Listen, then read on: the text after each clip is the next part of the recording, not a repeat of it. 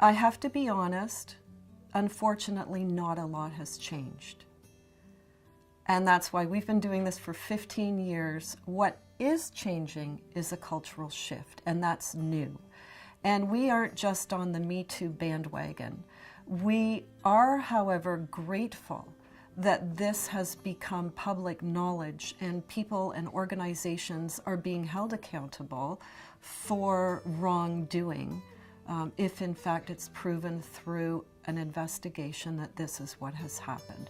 So I think what is happening is awareness, sensitivity, and in some cases even fear for the image of the organization. So part of what we do as well is we want to help an organization manage their image and their culture so that it is a good place to work and people want to work there.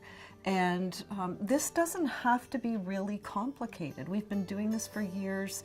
We know how to do this, how to inform organizations in processes and procedures and ways of treating people and holding people accountable.